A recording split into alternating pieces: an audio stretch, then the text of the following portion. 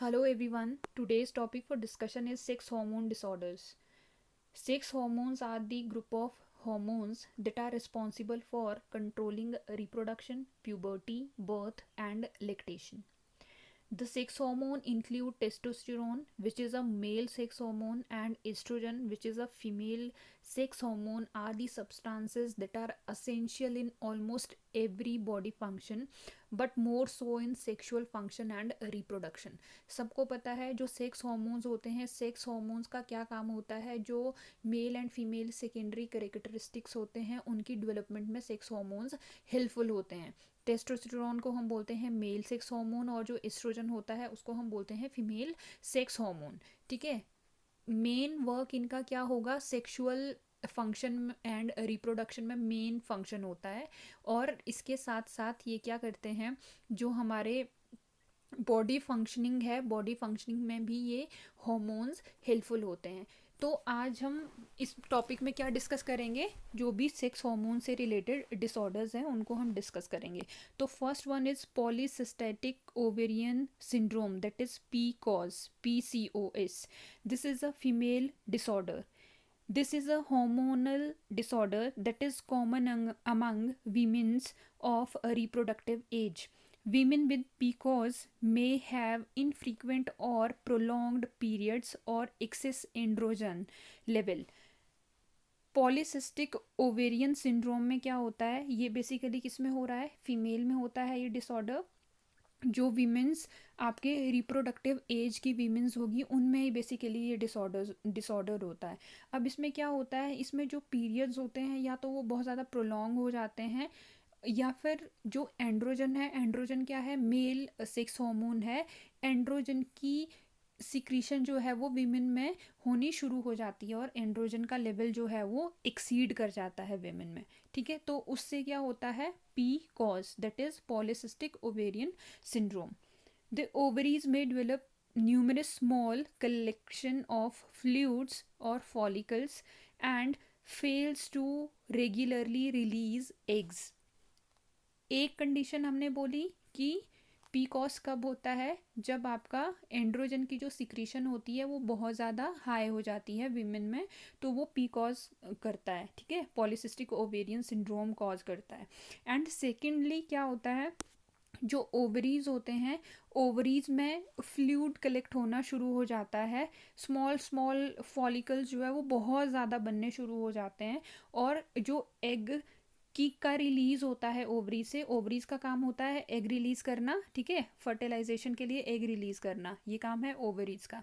सो इस पीकॉस में क्या होता है, जो ओवरीज है वहाँ से एग रिलीज नहीं हो पाता है. ठीक है. Ovaries fail to release the egg. So जो साइंस एंड सिम्टम्स आते हैं पीकॉस के, दैट इंक्लूड इरेगुलर पीरियड्स. ये मोस्ट कॉमन साइन है आपका पॉलीसिस्टिक ओवेरियन सिंड्रोम का. एक्सेस एंड्रोजन, जब एंड्रोजन का जो लेवल है वो बहुत ज़्यादा हाई हो जाता है, that will leads to excess facial and body hairs, that is hirsutism and severe acne, male pattern baldness. ये किसकी वजह से हो रहा है आपका, जब बॉडी में एंड्रोजन का लेवल इंक्रीज हो जाता है. एंड्रोजन का लेवल इंक्रीज होगा तो पीकॉस होता है, और उसके जो सिम्टम्स आते हैं वो क्या आते हैं, ये बिल्कुल कैसे होते हैं, जो बॉडी पे हेयर और फेस पे हेयर आने शुरू हो जाते हैं, और साथ के साथ में एक्ने होने शुरू हो जाते हैं. और जो बाल्डनेस होती है वो कैसे होती है, मेल पैटर्न में बाल्डनेस होनी शुरू हो जाती है. Next is polycystic ovaries. Ovaries might be enlarged and contain follicles that surrounds the eggs, and ovaries fail to function regularly. जो ovaries होती है, ovaries से egg release होना बंद हो जाता है. ovaries fails to release the egg. These are the signs and symptoms of polycystic ovarian syndrome. Next is causes. जो एग्जैक्ट कॉज है पी कॉज का, दैट इज अननोन. अगर अर्ली डायग्नोसिस और ट्रीटमेंट करें along with weight loss, may reduce the risk of long term complications such as type 2 diabetes mellitus and heart diseases. जिन persons में PCOS होता है, अगर हम उनको अर्ली मतलब डायग्नोज ना करें और ट्रीटमेंट उनका नहीं कर पाते हैं तो उसमें लेट कॉम्प्लिकेशंस आते हैं. लेट कॉम्प्लिकेशंस क्या आएंगे? Diabetes and heart diseases. जो इंसुलिन है, बॉडी में इंसुलिन की रेजिस्टेंस हो जाती है, इंसुलिन जो है वो अपना काम प्रॉपरली नहीं कर पाता है. इंसुलिन का क्या काम होता है? इंसुलिन ग्लूकोज की यूटिलाइजेशन में हेल्प करता है. जब आपका कोई पर्सन है, कोई फीमेल है, उसमें पीकॉस है, पॉलीसिस्टिक ओवेरियन सिंड्रोम है, तो वहाँ पे क्या होगा, जो लेट कॉम्प्लिकेशन आते हैं, अगर उसको प्रॉपरली डायग्नोज और ट्रीट नहीं किया गया तो उसके साथ लेट कॉम्प्लिकेशन क्या आएंगे? टाइप 2 डायबिटीज़ मेलाइटस हो जाएगा. ठीक है. Insulin independent diabetes mellitus means body में इंसुलिन का लेवल तो होगा, इंसुलिन रिलीज हो रहा है, जो हमारे बीटा सेल्स है वो इंसुलिन की सिक्रीशन कर रहे हैं, बट जो इंसुलिन है वो अपना वर्क प्रॉपरली नहीं कर रहा है बिकॉज इंसुलिन की बॉडी में रेजिस्टेंस हो जाएगी. तो ये कुछ कॉजेज़ है आपके पॉलीसिस्टिक ओवेरियन सिंड्रोम के साथ. Pathogenesis. PCOS appear to have more frequent release of LH and frequency of gonadotropin releasing hormone be exhalated in PCOS. Basically इसमें क्या होता है, जब आपका जो PCOS होता है, पॉलीसिस्टिक ओवेरियन सिंड्रोम, कब होगा? जब गोनेडोट्रोफिन रिलीजिंग हार्मोन की फ्रीक्वेंसी जो है वो बॉडी में बहुत ज़्यादा हो जाएगी और वो क्या करेगा? PCOS को एक्सलेट करेगा और ज़्यादा प्रोग्रेसिव करेगा. अब आपको थोड़ा सा अगर हार्मोन रिलीज़ कैसे होते हैं उसका आइडिया होगा, तो जो गोनेडोट्रोफिन रिलीजिंग हार्मोन है, ये एक हार्मोन है जो आपका हाइपोथैलेमस रिलीज़ करता है. ठीक है. हाइपोथैलेमस इस हार्मोन को रिलीज़ करेगा और इस हार्मोन का पिट्यूटरी पे एक अपना अपनी अलग एक्टिविटी होती है. ये क्या करेगा? पिट्यूटरी ग्लैंड से फर्दर जो हमारे सेक्स हार्मोन्स हैं उनका रिलीज करवाएगा. गोनेडोट्रोफिन रिलीज होगा तो वो क्या करेगा? पिट्यूटरी ग्लैंड को एक्टिवेट करेगा और पिट्यूटरी ग्लैंड को क्या सिग्नल देगा कि सेक्स हार्मोन का रिलीज करवाना है. ठीक है. तो पिट्यूटरी ग्लैंड से रिलीज होंगे LH एंड FSH.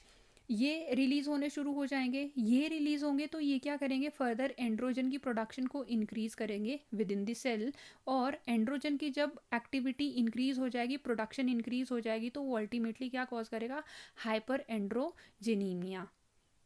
और साथ के साथ में हमने क्या बोला कि जब एंड्रोजन का लेवल बॉडी में इंक्रीज होता है तो ये क्या कर लेता है? इंसुलिन रेजिस्टेंस कॉज करेगा. अब जो इंसुलिन है, इंसुलिन भी क्या करेगा? जो ये LH रिलीज हो रहा है, LH ज़्यादा रिलीज होता है FSH के कंपैरेटिवली, तो ये इंसुलिन इस LH के साथ सिनर्जिस्टिकली एक्ट करेगा, मतलब अपना एक्टिविटीज़ में ऐड कर लेगा और फर्दर एंड्रोजन के रिलीज को इंक्रीज करेगा. और साथ के साथ में जो अनबाउंड टेस्टोस्टेरोन है बॉडी में, उसके लेवल को भी राइज अप करेगा. ये इंसुलिन और LH दोनों मिलके अनबाउंड टेस्टोस्टेरोन के लेवल को इंक्रीज करेंगे. जब ये इंक्रीज होगा तो ये अल्टीमेटली एंड्रोजन की प्रोडक्शन को इंक्रीज करेगा. जब एंड्रोजन का लेवल नॉर्मल से ज़्यादा हो जाएगा तो उस कंडीशन को हम बोलते हैं हाइपर एंड्रोजिनीमिया. ये कंडीशन होगी तो this will interfere with the hypothalamic pituitary axis. Pituitary axis के साथ ये इंटरफियर करेगा, ultimately leads to anovulation and absence of dominant follicle prevent development of non dominant follicles. जो आपके डोमिनेंट फॉलिकल्स है वो क्या करेंगे? फर्दर जो नॉन डोमिनेंट फॉलिकल्स हैं उनकी डेवलपमेंट को ही ब्लॉक कर देंगे. या जब ये ब्लॉक होंगे तो क्या होगा? मल्टीपल ओवेरियन सिस्ट की फॉर्मेशन शुरू हो जाएगी. मींस जो नॉन डोमिनेंट फॉलिकल्स है, ओवरी में फॉलिकल्स होते हैं, जब वो प्रॉपरली डेवलप ही नहीं होंगे और दूसरा फॉलिकल बनना शुरू हो जाएगा तो ये क्या करेंगे? मल्टीपल ओवेरियन सिस्ट की फॉर्मेशन करनी शुरू कर देंगे. और अल्टीमेटली ये क्या कॉज कर रहा है? आपका polycystic ovarian syndrome. Next is hypogonadism. Hypogonadism is an male disorder. Male hypogonadism is a condition in which the body doesn't produce enough of the testosterone hormone. Testosterone क्या है? Testosterone play an important role in the muscle growth and development during puberty. Testosterone male sex hormone है और इस hormone का क्या काम होगा? जो मेल सेकेंडरी सेक्सुअल कैरेक्टरिस्टिक्स होते हैं उनकी डेवलपमेंट में ये हार्मोन हेल्प करता है. हाइपोगोनेडिज्म. हाइपोगोनेडिज्म में क्या होगा? मीन्स जो आपके ये मेल सेक्स हार्मोन है, इनका रिलीज कम होगा। Hypo means decreased release of gonads, जो गुनैड्स जो हार्मोन सिक्रीट करते हैं उनका रिलीज जो है वो कम होगा। उस कंडीशन को हम बोलेंगे हाइपोगोनेडिज्म। और मेनली हम किसकी बात कर रहे हैं, टेस्टोस्टेरोन की प्रोडक्शन की। There are two basic types of hypogonadism, one is primary, another one is secondary. If we talk about the primary, this is also known as a primary testicular failure. Means इस condition में क्या होगा, जो आपके testicles है उनमें जब कोई प्रॉब्लम हो जाएगी तो वहाँ से टेस्टोस्टेरोन का रिलीज होगा ही नहीं, तो इस कंडीशन को हम बोलते हैं primary hypogonadism. Second is secondary hypogonadism. It indicate the problem in hypothalamus और पिट्यूटरी ग्लैंड। अगर हाइपोथैलेमस और पिट्यूटरी ग्लैंड में कोई प्रॉब्लम आ जाए तो फर्दर क्या होगा, जो टेस्टोस्टेरोन की प्रोडक्शन है वो नहीं हो पाएगी। हाइपोथैलेमस मेन रोल प्ले करता है। जैसे ही बॉडी में टेस्टोस्टेरोन का लेवल कम होगा, हाइपोथैलेमस को सिग्नल मिल जाएगा, ठीक है, ब्रेन को सिग्नल मिलेगा, मेडुला ऑब्लोंगेटा को, मेडुला ऑब्लोंगेटा हाइपोथैलेमस को सिग्नल देगा कि इस हार्मोन का लेवल कम हो गया है। तो हाइपोथैलेमस क्या करेगा, कुछ रिलीजिंग हार्मोन्स का रिलीज कर पाएगा जो पिट्यूटरी पे एक्ट करेंगे और फर्दर पिट्यूटरी से हार्मोन का रिलीज होगा। अब अगर हाइपोथैलेमस या फिर पिट्यूटरी में ही कोई प्रॉब्लम आ जाए, इन दोनों में कोई प्रॉब्लम आ गई तो क्या होगा, ना हाइपोथैलेमस से रिलीजिंग हार्मोन रिलीज होगा, ना ही पिट्यूटरी ग्लैंड से जो आपके सेक्स हार्मोन्स हैं उनका रिलीज होगा। फर्दर क्या होगा, जो प्रोडक्शन होगी टेस्टोस्टेरोन की वो डिक्रीज हो जाएगी। This will leads to the hypogonadism. Signs and symptoms, serum testosterone level become less than 300 nanogram per decilitre. Absence of secondary sex characteristics, जब टेस्टोस्टेरोन की डेफिशिएंसी होगी तो सेकेंडरी सेक्स कैरेक्टरिस्टिक्स की डेवलपमेंट नहीं होगी। Anaemia, muscle wasting, reduced bone mass, oligospermia, sexual dysfunctioning like erectile dysfunctioning, reduced libido, depressed mood, increased irritability, difficulty in concentration, changes in cholesterol level, osteoporosis, ये सारे के सारे symptoms, science and symptoms आने शुरू हो जाएंगे जहाँ पे टेस्टोस्टेरोन का लेवल डिक्रीज होगा। Next, pathogenesis. As I earlier told you, cerebral cortex क्या है, सेरिब्रल कॉर्टेक्स मेन पार्ट होता है। कोई भी प्रॉब्लम हो रही है बॉडी में तो सिग्नल कहाँ जाएगा, इस सेरिब्रल कॉर्टेक्स को। सेरिब्रल कॉर्टेक्स फर्दर कहाँ सिग्नल भेजता है, हाइपोथैलेमस को। क्या सिग्नल भेजेगा, to stimulate the production of testosterone. कि बॉडी में कॉर्टेक्स को, सेरिब्रल कॉर्टेक्स को क्या सिग्नल मिला कि बॉडी में टेस्टोस्टेरोन की डेफिशिएंसी है तो टेस्टोस्टेरोन की सिक्रीशन करवानी है। तो इसने सिग्नल भेजा हाइपोथैलेमस को, हाइपोथैलेमस को सिग्नल गया कि stimulate the production of testosterone. This will leads to the, ये प्रोडक्शन कैसे इंक्रीज होगी, हाइपोथैलेमस को कुछ रिलीजिंग हार्मोन्स रिलीज करने पड़ेंगे। तो हाइपोथैलेमस क्या रिलीज करेगा, गोनेडोट्रोफिन रिलीजिंग हार्मोन। जो ये गोनेडोट्रोफिन रिलीजिंग हार्मोन है, this will stimulate the pituitary gland. Pituitary gland stimulate होगी तो वहाँ से FSH एंड LH का रिलीज होगा। ये FSH एंड LH जब रिलीज होते हैं, जो LH है वो एक्ट करता है लिडेज सेल्स पे जो प्रेजेंट होते हैं टेस्टिस में, और वहाँ पे ये कोलेस्ट्रॉल को टेस्टोस्टेरोन में कन्वर्ट करवाने में हेल्प करते हैं। कोलेस्ट्रॉल टेस्टोस्टेरोन में कन्वर्ट हो जाएगा। जैसे ही बॉडी में टेस्टोस्टेरोन का लेवल नॉर्मलाइज हो जाएगा, जितना हमें सफिशिएंट बॉडी में चाहिए उतना टेस्टोस्टेरोन का लेवल आ जाएगा, तो पिट्यूटरी ग्लैंड ये एक्टिविटी करनी बंद कर देगी। पिट्यूटरी ग्लैंड से जो ये LH का रिलीज हो जाएगा ये नहीं होगा। ये कैसे नहीं होगा, क्योंकि नेगेटिव फीडबैक मैकेनिज्म एक्टिवेट हो जाएगा।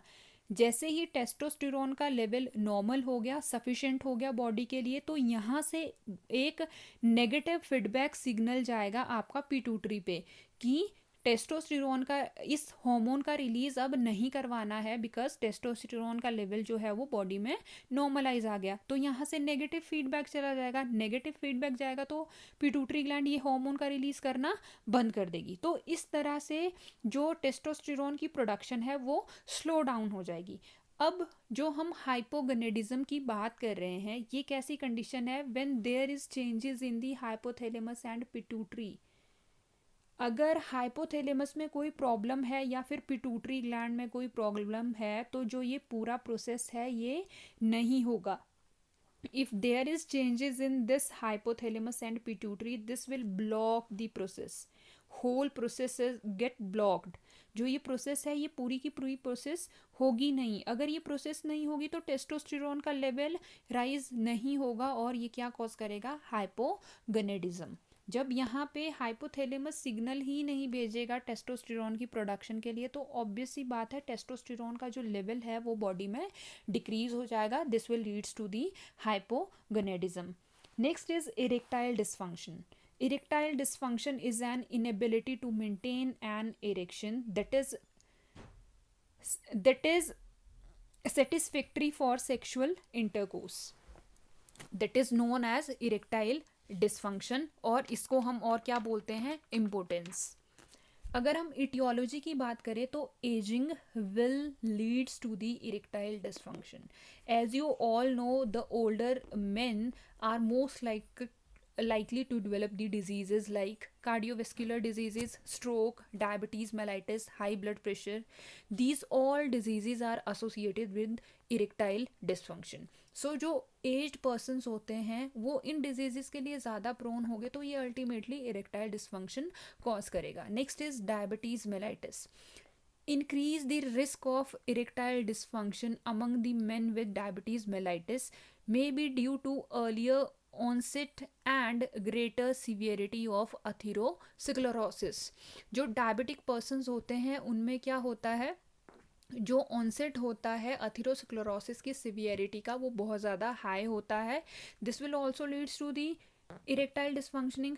Hypertension. Men with high blood pressure have an increased risk of developing erectile dysfunction. Then cardiovascular diseases. Cardiovascular diseases में मेन कौन सी है आपकी, अथेरोस्क्लेरोसिस. जिन पर्सनस में अथेरोस्क्लेरोसिस होता है, अथेरोस्क्लेरोसिस में क्या होता है, जो आर्टरीज है वो बहुत ज़्यादा नैरो और हार्ड हो जाती है. जो आर्टरीज का ल्यूमेन है वो नैरो हो जाएगा और आर्टरीज हार्ड हो जाएगी. जब आर्टरीज हार्ड होगी तो ब्लड फ्लो उन आर्टरीज से प्रॉपर नहीं होगा. जब ये हार्डनिंग जो है वो पीनस एंड पैल्विक ऑर्गन के थ्रू होती के पास में होती है तो यहाँ पे क्या होगा, जो पेनिस और पेल्विक ऑर्गन्स है वहाँ के लिए ब्लड सप्लाई डिक्रीज हो जाएगा. जब ब्लड सप्लाई डिक्रीज होगा तो अल्टीमेटली ये क्या कॉज करेगा, इरेक्टाइल डिसफंक्शनिंग.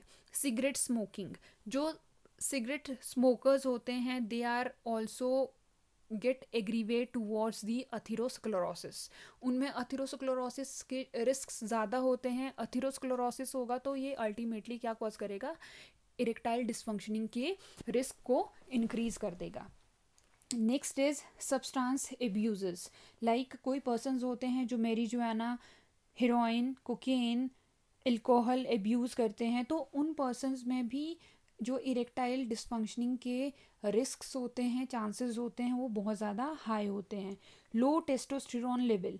टेस्टोस्टेरोन को हम बोलते हैं कि testosterone is very necessary for maintaining the secondary sexual characteristics in the male. But इसके साथ साथ में this testosterone is also helpful in the maintenance of nitric oxide level. Nitric oxide is an potent vasodilator.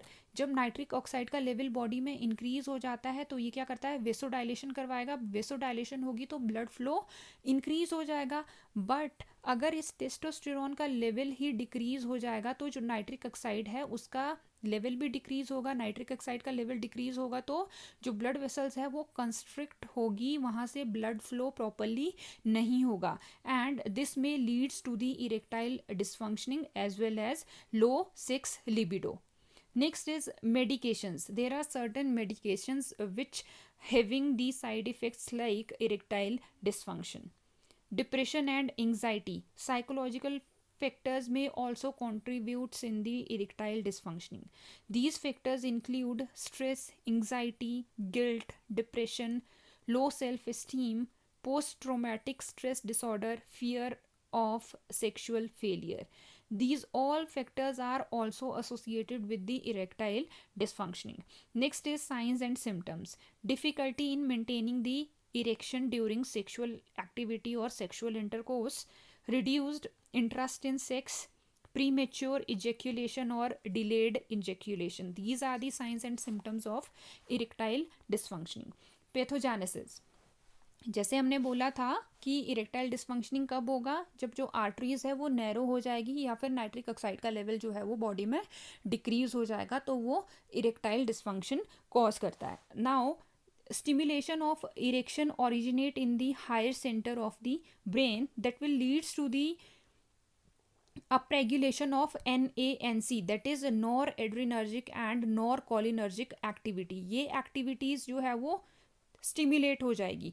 जब ये activity stimulate होती है, ये क्या करता है, जो एंडोथीलियम होता है वहाँ से नाइट्रिक ऑक्साइड की एक्टिविटी को एनहेंस करता है, नाइट्रिक ऑक्साइड के लेवल को इंक्रीज कर देता है. ई नॉस जो है वो अप रेगुलेट हो जाता है. That will leads to the activation of soluble guanylyl साइक्लेज.